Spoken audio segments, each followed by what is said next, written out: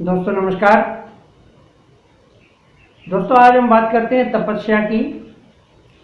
हर इंसान अध्यात्म से परोक्ष या अप्रत्यक्ष रूप से जुड़ा हुआ होता है, चाहे वो किसी मजहब का हो, चाहे वो किसी जाति का हो, चाहे वो किसी देश प्रदेश का हो, लेकिन उसकी एक ही तमन्ना रहती है कि वो ईश्वर की प्राप्ति करे और कैसे करे। जब वो सत्संग में जाता है, किसी ज्ञानी जनों से, प्रबोध जनों से मिलता है, तो पता चलता है कि तपस्या ही एक मार्ग है जो ईश्वर प्राप्ति में सहायक होता है। अब तपस्या कैसे करें? तपस्या किसे कहते हैं, कैसे करें? जब हम तपस्या के बारे में पूरा नहीं जानेंगे तो हम तपस्या करेंगे कैसे? और तपस्या के बारे में नहीं जानेंगे तो परमात्मा की प्राप्ति होगी कैसे? हमें कम से कम किसी शहर को जाने के लिए कोई मार्ग तो चाहिए ना। वो मार्ग ही नहीं मिलेगा तो हम उस मंजिल तक पहुंचेंगे कैसे? तो आज बात करते हैं हम तपस्या के बारे में। मैं हूं रविगिरी और आप देख रहे हैं मेरा YouTube चैनल रविगिरी बाबा का सच। जिसने भी जो नए हैं, जिसने मेरा चैनल सब्सक्राइब नहीं किया, उनसे रिक्वेस्ट है कि मेरा चैनल सब्सक्राइब कर लें, ताकि ऐसी ही वीडियो आपको जब नई अपलोड हो तो आपको तुरंत सूचना मिल जाए। तो आइए शुरू करते हैं वीडियो और देखते हैं तपस्या क्या होती है।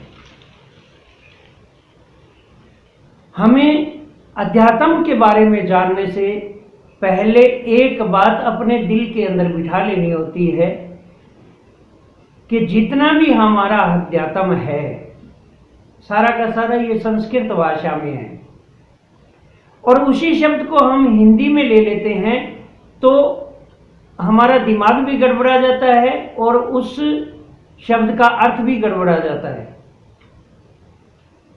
क्योंकि अपने अपने समाज के या अपने अपने मजहब के जो ग्रंथ हैं वो अपनी अपनी भाषाओं में है। जैसे गुरु ग्रंथ साहब है वो पंजाबी में है,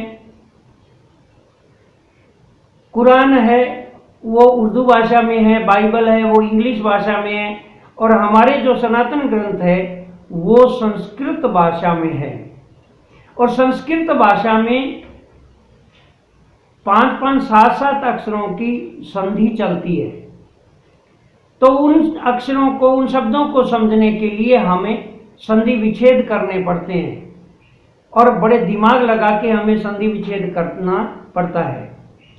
तो ये तपस्या, हमने हिंदी में तपस्या बोलना शुरू कर दिया, लेकिन असल में ये संस्कृत का शब्द है और पूरा शब्द है तपस्याम। तपस्याम। और जब इसका हम संधि विच्छेद करेंगे तो पहला निकलेगा तय और दूसरा निकलेगा पश्याम। तय मैंने वह यानी ईश्वर, और पश्याम, पश्याम का मतलब होता है देखते हैं, देख रहे हैं, यानी हम उस ईश्वर को देख रहे हैं। तय पश्याम, हम उस ईश्वर को देख रहे हैं, यही इसका स्वरूप निकलता है। अब सबसे पहले ये देखते हैं कि भगवान को हम कैसे देखें। तय पश्याम, उसको कैसे देखें हम? क्योंकि हमारा मन जो होता है ये बहुत चंचल होता है। मन चंचल होने के कारण हमारा मन नहीं टिकेगा। इसलिए तय पश्याम को आगे लेकर हमने जो भी इस जगत का, इस चराचर प्राणी है, चाहे वो चर है, चाहे अचर है, चाहे वो नवचर है, थलचर है या जलचर है, कैसा भी प्राणी है, जब हम उस प्राणी को देखेंगे तो उसमें हमें तय पश्याम ये याद रखना है कि हम तय पश्याम यानी उसको देख रहे हैं।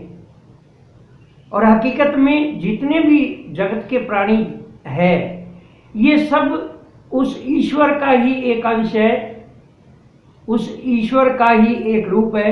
क्योंकि हमारे 4 वेद है, चारों वेदों के जो वाक्य निकालकर 4 वाक्य बनाए गए हैं वो आपको भी विदित होगा। पहला है ते त्वमसि, तत्वमसि, ते त्वम असि। ते मैंने वह होता है, त्वम मैंने तुम, असि मैंने हो, वह तुम हो, यानी वह परमात्मा ही तुम हो। क्योंकि चाहे पूरा समुद्र ले लो और चाहे समुद्र में से एक प्याला पानी निकाल लो, रहता बराबर का बराबर ही है। तो हम उस परमात्मा के ही एक अंश है। इसलिए सबसे पहले कहा गया वेद में ते त्वमसि, तुम वही हो। उसके बाद में दूसरे वेद में लिखा हुआ है अहम ब्रह्मस्मि, मैं ब्रह्म हूं, मैं ही ब्रह्म हूं। क्योंकि मैं उस ब्रह्म का अंश हूं तो मैं भी ब्रह्म हूं। आगे लिखा है तीसरे में अयम आत्मा ब्रह्म, यह भी वेद का वाक्य है, अयम आत्मा ब्रह्म। अयम मैंने यह आत्मा और ब्रह्म, यह आत्मा ही ब्रह्म है। तो यह आत्मा तो सब प्राणियों में होती है ना। जिस भी प्राणी को देखेंगे तो हमें उसके ऊपर विचार करते हुए यही सोचना है कि हम परमात्मा को देख रहे हैं, हम उस ईश्वर को देख रहे हैं। ऐसा करने से हमारे भाव बदल जाएंगे, हमारी सोच बदल जाएगी। और जब भी हम जिस भी प्राणी को देखेंगे तो हमें तय पश्याम याद रखना है कि हम उसको देख रहे हैं, उस ईश्वर को देख रहे हैं। तय पश्याम, उसको देख रहे हैं हम। और जब हमें किसी भी प्राणी जगत में ईश्वर दिखाई देने लग जाएगा तो हमारे मन के अंदर दया आ जाएगी, हमारे मन के अंदर प्रेम उत्पन्न हो जाएगा।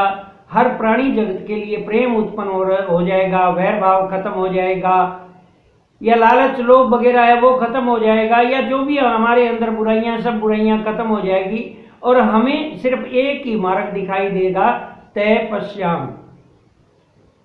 उसके बाद में जब भी हम एकांत में कहीं बैठेंगे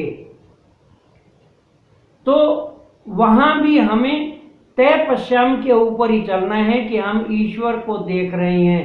धीरे धीरे धीरे धीरे ये साधना हमारी इतनी आगे बढ़ जाएगी तय पश्याम के द्वारा कि हम ईश्वर को देख रहे हैं ऐसा सोचते सोचते, और एक दिन वो समय आएगा कि हम समाधि में लीन हो जाएंगे। और जब समाधि में लीन हो जाएंगे यही हमारी ईश्वर प्राप्ति है। और यही आत्मा और परमात्मा का मिलन होता है। यहाँ तक पहुँचने के लिए बहुत से योगी बीच में रह गए, बहुत से योगी पहुँचे भी हैं और पहुँच रहे हैं। जिनका दृढ़ निश्चय बन जाता है वो जरूर अपनी मंजिल पा लेता है। कम निश्चय होता है, जिसका डगमगाया हुआ निश्चय होता है वो इसे कदापि नहीं करे, क्योंकि वो नहीं चल पाएगा। लेकिन फिर भी उसको कुछ न कुछ मिलेगा। तपस्या करते करते उसके अंदर बहुत सी शक्तियां उत्पन्न हो जाती है, ऑटोमेटिक रूप से उसके अंदर शक्तियां उत्पन्न हो जाती है और वो शक्तियां जीवन में उसको काम देती है। बहुत सी शक्तियां उसको अपने आप अष्टसिद्धि, नवनिधि वगैरह सब उसके सामने आती है। तो ये सिद्धियां भी उसको प्राप्त होती है और अंत में उसको परमात्मा की भी प्राप्ति होती है। तो हमें तपस्या को पहले समझना है, उसके बाद में तपस्या के मार्ग पर चलना है। जैसे मैंने बताया ऐसे ही मार्ग पे आप चलोगे तो एक दिन मेरा वादा है कि आप भी जरूर उस परमात्मा प्राप्ति तक पहुंचोगे, अपनी मंजिल तक पहुंचोगे। तो दोस्तों नमस्कार, फिर मिलेंगे। धन्यवाद। जय हिंद, जय भारत।